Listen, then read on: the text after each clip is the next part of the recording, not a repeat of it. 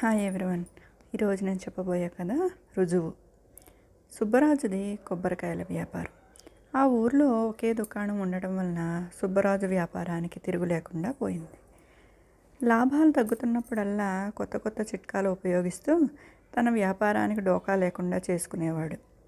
వ్యాపారంలో తనకు తోడుగా కొడుకు సోమరాజును ఉంచుతూ తర్ఫీదు ఇవ్వడం ప్రారంభించాడు. సోమరాజు కూడా తండ్రికి చేదోడు వాదోడుగా ఉండేవాడు.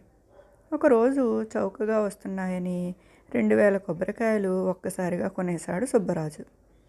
అది చూసిన సోమరాజు, నాన్నగారు, ఇవి మంచి రోజులు కావు. ఈ నెలలో పూజలు వ్రతాలకు ముహూర్తాలు కూడా లేవు. అమ్మకంలో ఆలస్యమైతే నిల్వ వలన కుళ్ళిపోయే ప్రమాదం ఉంది. ఇలా అయితే నష్టాల్లో కూరుకుపోతామేమో అని అనుమానాన్ని వ్యక్తం చేశాడు. సుబ్బరాజు నవ్వుకుంటూ, తెలివి ఉండాలి కానీ ఈ కొబ్బరికాయలన్నీ ఈరోజే అమ్మకం చేయగలను. అందుకు ఒక చిట్కా కూడా ఆలోచించి ఉంచుకున్నాను అన్నాడు. ఇంతలో దుకాణానికి సుగుణ అనే ఇల్లాలు వచ్చింది. కొబ్బరికాయ ఒకటి కావాలి అని అడిగింది.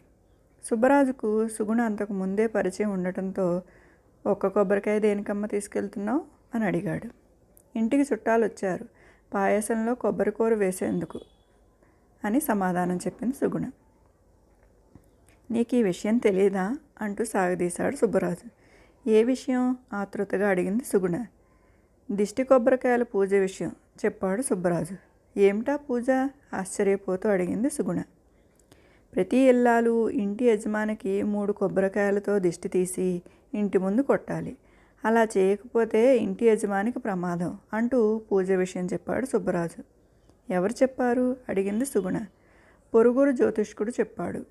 వాళ్ళ ఊరు వాళ్ళంతా ఈ పూజ చేసి సుఖంగా ఉన్నారు. ఇంతవరకు నీ చెవిన పడలేదా అడిగాడు సుబ్బరాజు. నాకు తెలీదు అమాయకంగా అంది సుగుణ. గ్రహదోష పరిహారార్థం ఈరోజే ఈ పూజ చేయి. నీ కుటుంబానికి మంచిది. నీకు తెలిసిన వాళ్ళందరికీ ఈ పూజ గురించి చెప్పు. మనం బాగుంటేనే ఊరు బాగుంటుంది అన్నాడు సుబ్బరాజు. దానితో సుగుణకు ఒళ్ళు జలధరించింది. భయంతో 3 కొబ్బరికాయలు అడిగి డబ్బులు చెల్లించి వెళ్ళిపోయింది. ఈ పూజ గురించి పొరుగురు జ్యోతిష్కుడు ఎప్పుడు చెప్పాడు నాన్న అని అడిగాడు సోమరాజు. అదేరా చిట్కా అంటే, మనుషులు మూఢనమ్మకాలకు బానిసలు. నేను వేసిన ఎత్తుతో అందరూ చిత్తు కావాల్సిందే. చూడు, ఇక పెరుగుతుంది కొబ్బరికాయల అమ్మకాల జోరు నవ్వుకుంటూ గర్వంగా చెప్పాడు సుబ్బరాజు. మూఢనమ్మకాలను ప్రోత్సహించడం తప్పు కదా అడిగాడు సోమరాజు. అందరికీ ఇది మూఢనమ్మకం అయితే నాకు మాత్రం వ్యాపార రహస్యం అంటూ సమర్థించుకున్నాడు సుబ్బరాజు. సుబ్బరాజు అనుకున్నట్లే సుగుణ ద్వారా ఈ పూజ విషయం ఊరంతా పాకింది. సాయంత్రం లోపే కొబ్బరికాయలన్నీ అమ్మేశాడు. లాభంగా వచ్చిన 2000 వరహాలను చూసి మురిసిపోయాడు. దుకాణం మూసి తండ్రి కొడుకులిద్దరూ ఇంటికి వచ్చారు. ఎదురుగా సుబ్బరాజు భార్య సుమతి వచ్చి, కొబ్బరికాయలు తెచ్చారా, దిష్టి పూజ చేయాలి అంటూ ఆత్రంగా అడిగింది.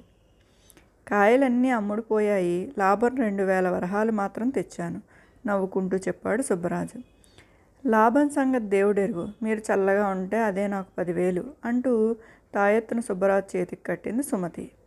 ఈ తాయెత్తు ఎక్కడిది అడిగాడు సుబ్బరాజు. మీకు తెలియదా, గ్రహదోష ఫలితంగా ఇంటి యజమానికి ప్రమాదం కలుగుతుందని ఊరంతా చెప్పుకుంటున్నారు. మన అదృష్టం బాగుండి ఒక జ్యోతిష్కుడు ఇంటికి వచ్చాడు. 10,000 వరహాలు ఇచ్చి ఈ తాయెత్తు కొన్నాను. దీనివలన మీకు ఎటువంటి ప్రమాదం ఉండదని చెప్పాడు అంది సుమతి. సుబ్బరాజు కోపంతో ఊగిపోయాడు. తాయెత్తు ఎవరు కొనమన్నారు? అవన్నీ ఒట్టి మూఢనమ్మకాలే. తాయెత్తు గురించి అంత డబ్బు ఎందుకు తగలేసావు అంటూ భార్యపై విరుచుకుపడ్డాడు.